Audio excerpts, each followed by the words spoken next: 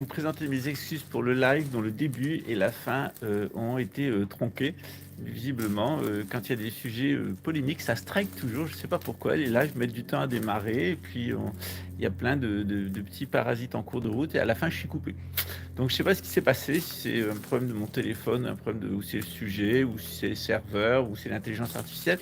Mais je tenais à faire le point sur ce sujet-là parce qu'il y a une très grosse polémique, vous le savez, entre l'Église catholique et ses positions, puisqu'elle a longtemps protégé la pédocriminalité en son sein, où elle est déplacée et continuait à faire du mal à leurs petites victimes. Et puis, on en reçoit, nous, dans notre temple. Ça existe aussi dans les milieux bouddhistes. Hein. Hélas, dans les monastères bouddhistes, ça existe aussi. Ça m'a même été une institution pendant un temps au Japon. On est aussi dans la relation un peu compliquée que je vous expliquais, des relations antiques avec les sécrétions humaines, en particulier le sperme. Et puis, je vous renvoie aussi aux articles que j'ai mis dans la description de la vidéo, notamment le Templo Orientalis, qui est une émanation du temple de la Société théosophique de Blavatsky, qui a été formellement identifié judiciairement en Inde comme étant un alimenteur de réseaux pédocriminels, avec des attouchements sur mineurs dans le cas d'un des fondateurs de la théosophie, le colonel Okot, un militaire anglais. Et d'autre part, ça a continué avec le Templo Orientalis, qui était une véritable industrie du viol des enfants. Alexandre Le Breton y a consacré une vidéo. Vous avez un lien dessous qui y revient. En réalité, tout ça, c'est une secte du spiritualisme issu de l'illuminatisme chrétien, en particulier des Illuminés de Bavière. On y retombe toujours. C'est lié à la société théosophique, au spiritisme, à l'anthroposophie. Donc on est dans cette espèce de cénacle puant qui est lié à la décomposition de l'Occident, que ce soit en Angleterre avec la en France avec le spiritisme ou en Allemagne avec le nazisme et l'anthroposophie de Rudolf Steiner. Ça ne veut pas dire que les anthroposophes sont des pédocriminels, ni qu'il y a de la pédocriminalité dans les écoles Waldorf. Je parle d'un point de vue historique, les milieux dans lesquels c'est né, notamment le courant vital allemand, celui qui disait la vie, la vie, la vie, le vitalisme allemand, c'était aussi un réseau pédocriminel.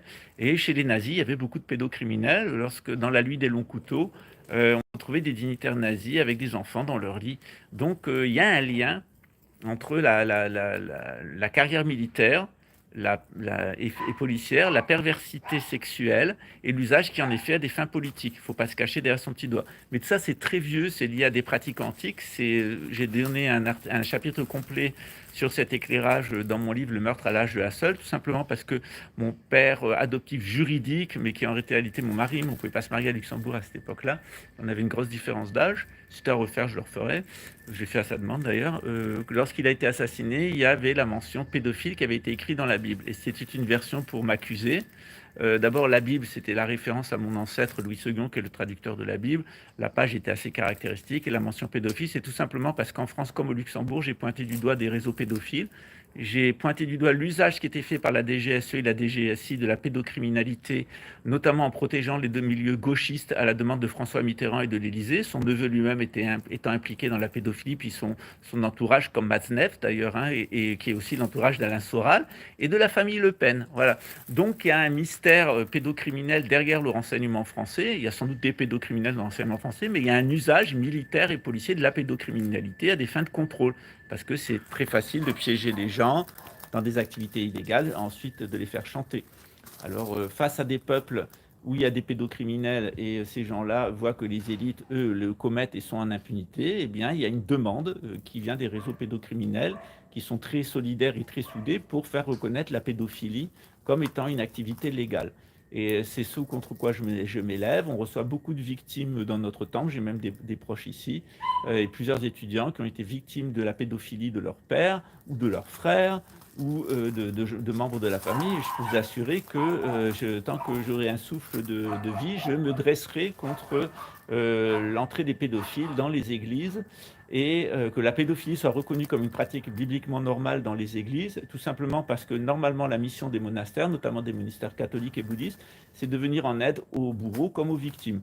Or, eh bien, les pédocriminels, les bourreaux doivent aussi être considérés comme des gens malades et peuvent être aidés. Et le monastère d'hommes, c'est souvent la meilleure façon de les couper d'avoir accès aux enfants, parce que bien souvent, les pédocriminels, ce sont des incestueux qui s'attaquent à leurs propres filles. Voilà. Donc, je vous ai mis en référence Witowski, parce qu'il est le modèle même du pédocriminel sataniste. Parce que ce pasteur protestant des États-Unis fait un amalgame entre l'homosexualité et la pédocriminalité qui me déplaît fortement et que je trouve insultant. Longtemps, l'homosexualité a été considérée comme une maladie et la pédophilie, pour moi, est une maladie. On essaye de nous faire croire que c'est normal. Alors, peut-être ça s'est beaucoup pratiqué dans les sociétés antiques où l'enfant était un objet, au même titre que les femmes, mais dans une société moderne, une société civilisée, les femmes et les enfants ne sont pas des objets sexuels. Il y a 60% des femmes qui subissent un viol dans leur vie. Il y a un enfant sur 5 qui est abusé sexuellement. On n'a vraiment pas de quoi en être fier. Et je pense qu'un service aussi putride que la DGSE et la DGSI, qui contient en son sein des gens qui protègent les réseaux pédocriminels et pédophiles, et qui a même des officiers de carrière et des officiers de réserve qui sont des pédocriminels, et c'est parfaitement prouvé, et des incestueux, on atteint vraiment le fond du panier. Mais c'est vrai que c'est un très bon instrument de pression d'avoir un colonel pédocriminel et d'avoir un préfet qui protège les réseaux et qui active pour se protéger dans d'autres pays les mêmes réseaux, parce qu'il y a une grande internationale des pédocriminels et que mon rôle c'est de les faire tomber. Je les ai fait tomber en France et au Luxembourg et je les ferai tomber ici exactement de la même façon. Je le dois aux victimes. J'ai eu la chance, moi, d'y échapper. Or, il y avait quelqu'un dans mon entourage qui était un pédocriminel, qui était le frère d'un ami de mon... J'ai un grand frère et un autre frère, et l'ami de mon autre frère avait un frère lui-même. Donc, il n'était pas tellement en contact avec lui, mais c'était un prédateur sexuel qui a violé beaucoup d'enfants dans le village où j'ai été élevé dans le Lot, dans la deuxième partie de mon enfance. Et donc, j'ai vu la souffrance des enfants qui en ont parlé à l'école. Il y avait un des enfants qui m'en a parlé. J'en ai parlé à ma mère et ma mère a signalé les faits aux membres éducatifs de l'éducation nationale. Et ensuite, ça a permis d'arrêter ce garçon qui a d'ailleurs passé très peu de temps. Il a passé que 6 mois en prison.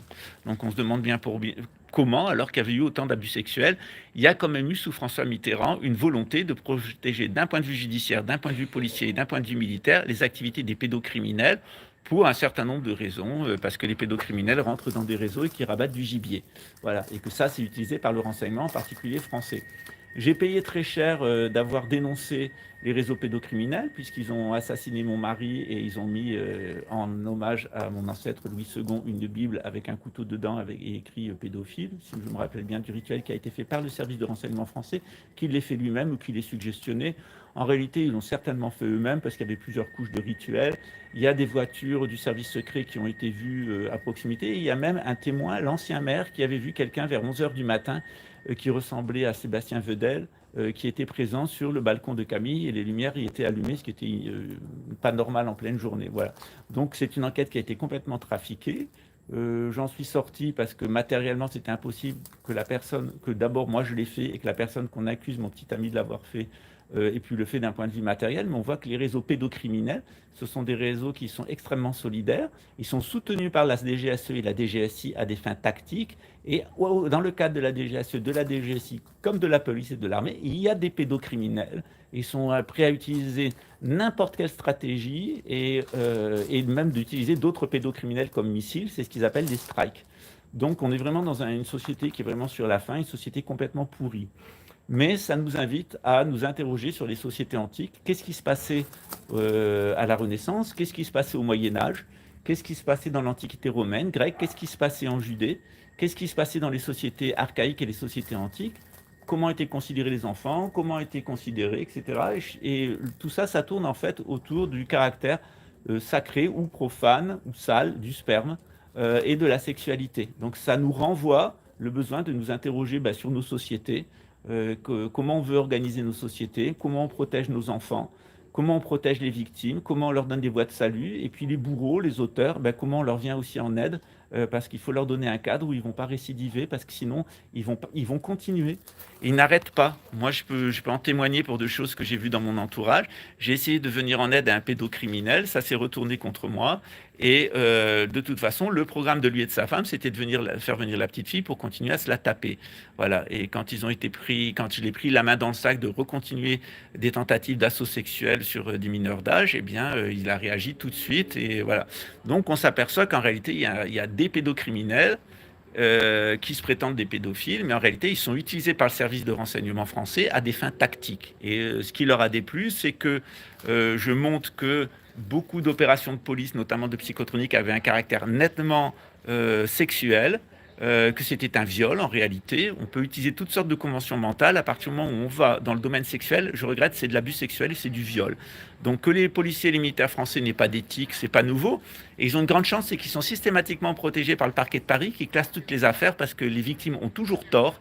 Les témoignages des enfants sont toujours contradictoires et il n'y a jamais moyen de condamner les militaires français qui ont commis des abus sexuels à l'étranger pour protéger la réputation de l'armée. Mais la réputation de l'armée française, elle n'est plus à faire. Il suffit d'interroger les pays où la France est passée, que ça soit en Afrique ou que ça soit au Moyen-Orient. La réputation des militaires français, pas tous, il y a des pères de famille honorables, elle n'est plus à faire. Mais méfiez-vous des pères de famille honorables. Souvent, ce sont ceux qui sont les plus pervers.